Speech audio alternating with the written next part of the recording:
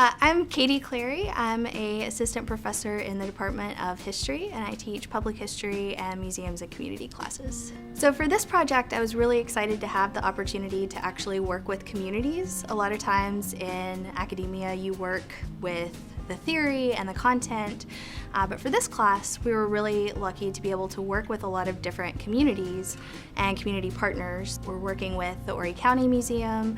We're also working with SOS Healthcare here in Conway, and we've also worked a little bit with some of our descendant communities, with Chief Hatcher of the Waccamaw, to help people tell their own stories rather than telling stories for them.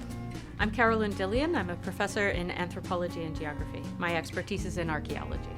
So the project that we're working on is really important for students and for their learning and understanding of archaeology in Horry County, because it gives students the opportunity to get hands-on with artifacts and to have to actually do research into those artifacts. What are they made of? How are they used? What's the time period that they date to? And what kinds of sites were they found on?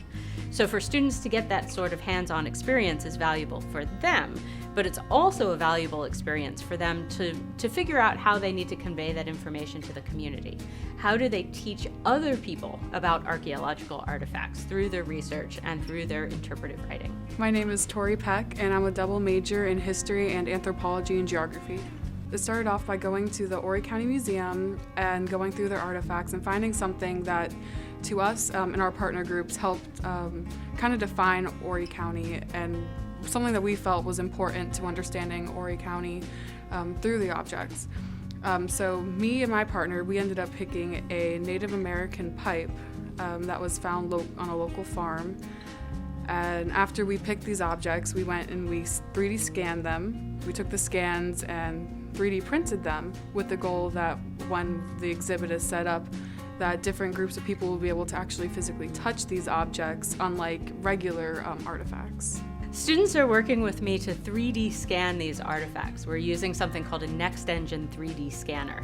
And what this instrument does is it actually takes a picture of these artifacts from a wide variety of angles. It has a rotating stage, and the artifacts are placed on this stage, and then the camera that goes along with the instrument automatically takes a picture from every side.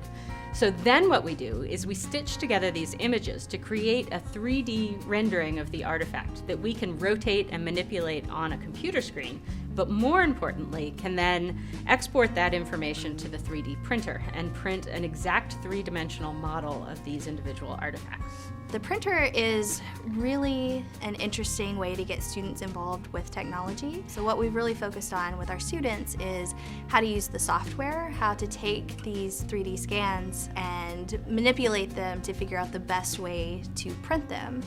So the 3D printer prints in layers, so it builds from the bottom up.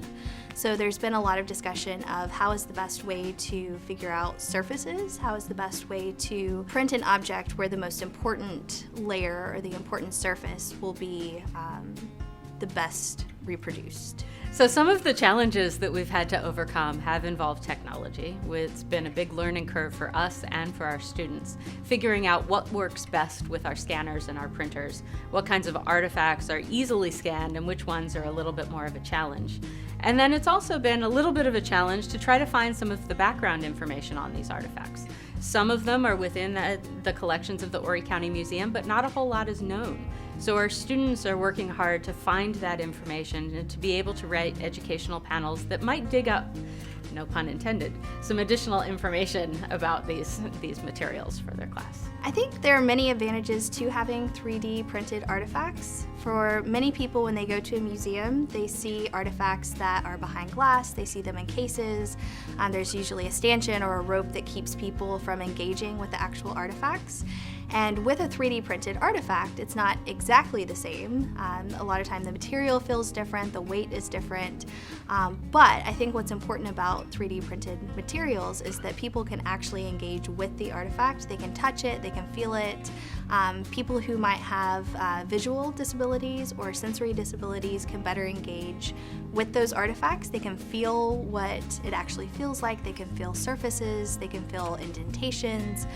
The technology is so good that we can even feel tiny little dents that are in metal, or you can even feel little scars from flint napping on some of our prehistoric materials as well. This project is really important because a lot of times museums have this stigma that you can only behave a certain way around them, only a certain type of people are allowed to go there. And we really want to show that museums are for everyone, that everyone should have the chance and the ability to experience museums and artifacts and enjoy our shared history.